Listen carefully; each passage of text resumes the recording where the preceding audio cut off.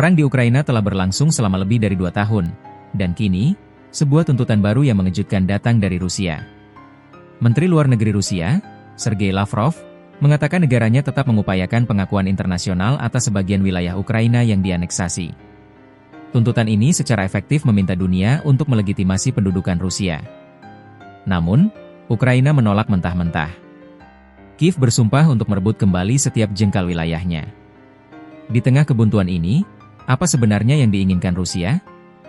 Mengapa mereka begitu ngotot dengan pengakuan ini? Dan apakah ada kemungkinan perdamaian di tengah tuntutan yang tidak masuk akal ini? Dalam sebuah pernyataan yang dipublikasikan, Sergei Lavrov menegaskan bahwa untuk perdamaian abadi, realitas teritorial baru yang muncul harus diakui dan diresmikan sesuai dengan hukum internasional. Tuntutan ini secara eksplisit merujuk pada 5 wilayah Ukraina yang diklaim telah dianeksasi oleh Rusia. Donetsk, Lugansk, Kherson, Zaporizhia, serta semenanjung Crimea yang dicaplok pada 2014 lalu. Tentu saja, tuntutan ini langsung ditolak oleh Ukraina. Kiev telah berulang kali menegaskan bahwa mereka tidak akan pernah menerima kendali Rusia atas wilayah manapun. Justru, mereka bersumpah untuk merebut kembali setiap wilayah yang diduduki. Ini adalah sebuah jurang pemisah yang sangat lebar dalam perundingan damai. Sementara Rusia menginginkan pengakuan atas wilayah yang didudukinya, Ukraina menginginkan gencatan senjata terlebih dahulu sebelum membahas hal lain. Rusia, di sisi lain, menolak menghentikan serangan sampai kesepakatan penuh tercapai. Mengapa Rusia begitu ngotot dengan tuntutan ini? Ada beberapa alasan strategis di baliknya. Pertama, legitimasi internasional.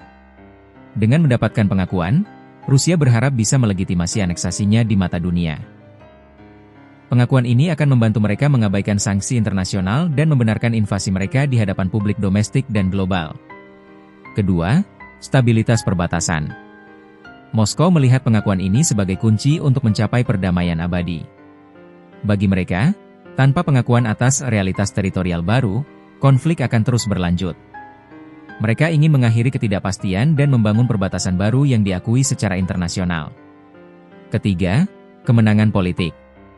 Pengakuan atas wilayah yang dicaplok akan menjadi kemenangan politik besar bagi Vladimir Putin. Ini akan memungkinkan dia untuk mengklaim bahwa tujuan operasi militer khususnya telah tercapai, meskipun dengan biaya yang sangat besar. Tuntutan Rusia ini juga mendapatkan tanggapan keras dari Ukraina. Menteri Luar Negeri Ukraina, Andriy Sybiga, mengatakan bahwa Rusia merespons upaya perdamaian yang dipimpin oleh Presiden AS Donald Trump dengan ultimatum lama. Sybiga menekankan bahwa Rusia belum mengubah tujuan agresifnya dan tidak menunjukkan tanda-tanda kesiapan untuk negosiasi yang bermakna. Ia bahkan menyerukan kepada komunitas internasional untuk menghantam mesin perang Rusia dengan sanksi-sanksi baru yang berat. Hal ini menunjukkan bahwa ada perbedaan fundamental antara Rusia dan Ukraina dalam memahami perdamaian. Bagi Rusia, perdamaian berarti pengakuan atas apa yang telah mereka capai di medan perang. Bagi Ukraina, perdamaian hanya bisa terwujud jika Rusia sepenuhnya menarik pasukannya dari semua wilayah yang diduduki. Dalam perundingan yang terhenti, ada tawaran yang dilaporkan dari Presiden Vladimir Putin. Menurut Turki, Putin menawarkan untuk membekukan garis depan pertempuran di wilayah Kherson dan Zaporizhia, dengan syarat Kiev sepenuhnya menyerahkan wilayah Donetsk. Namun, tawaran ini sangat sulit diterima oleh Ukraina. Menurut analisis dari Institute for the Study of War, ISW, Rusia telah menguasai hampir seluruh Lugansk dan sekitar 80% Donetsk. Mereka juga merebut sebagian besar Kherson dan Zaporizhia, meskipun Ukraina masih menguasai ibu kota di kedua wilayah itu. Garis depan pertempuran saat ini menciptakan sebuah realitas di mana kedua belah pihak merasa tidak ada alasan untuk menyerah. Rusia menguasai wilayah yang signifikan, sementara Ukraina masih memiliki kekuatan untuk melawan. Jadi, bisa kita simpulkan, tuntutan Rusia untuk pengakuan internasional atas wilayah yang dianeksasi adalah poin krusial yang membuat perundingan damai macet. Ini menunjukkan bahwa Rusia tidak bersedia mundur dari ambisi teritorialnya. Di sisi lain, Ukraina dan sekutunya tetap teguh dalam menolak tuntutan ini, yang mereka anggap sebagai ultimatum. Dengan perundingan yang buntu dan garis depan yang membeku, jalan menuju perdamaian terlihat semakin jauh. Bagaimana menurut Anda?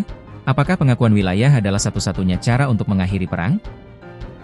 Atau ada jalan lain yang bisa ditempuh?